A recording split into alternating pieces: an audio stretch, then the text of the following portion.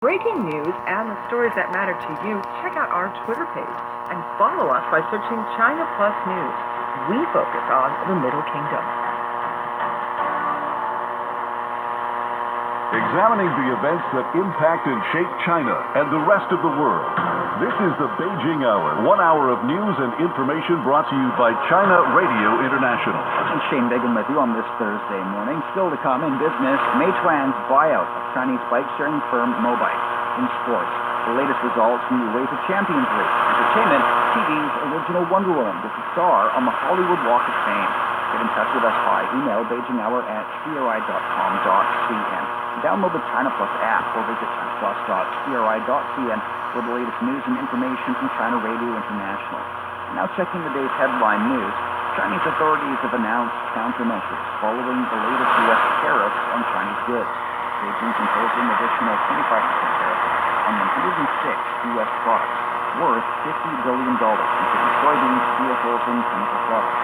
The Finance Ministry says the date of implementation will depend on when the U.S. government imposes these tariffs on Chinese products. On Tuesday, the U.S. side released a proposed list of Chinese goods subject to additional 25% tariffs. The list covers approximately 1,300 products imported from China and worth around $50 billion annually.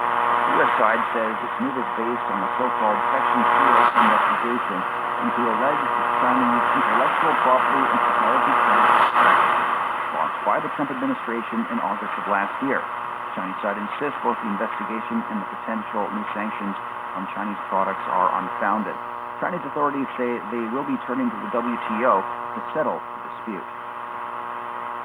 The widow of late U.S. General Claire Lee Chennault, who headed the American Flying Tigers fighter squad, flew against the Japanese from China during World War II, just died.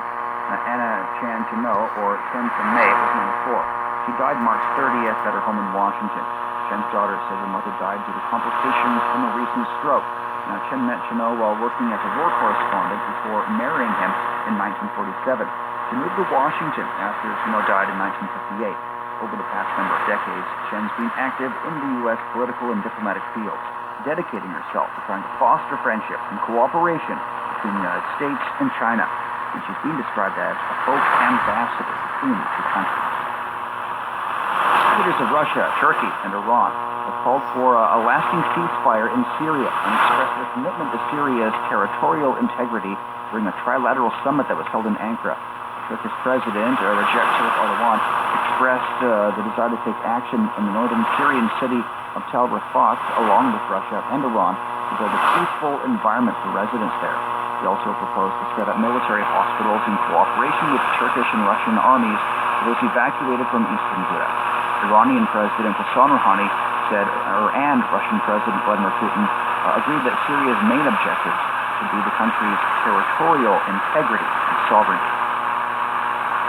33 past the hour. Turning to business news, we'll start by taking a check at the closing numbers in North America and Europe.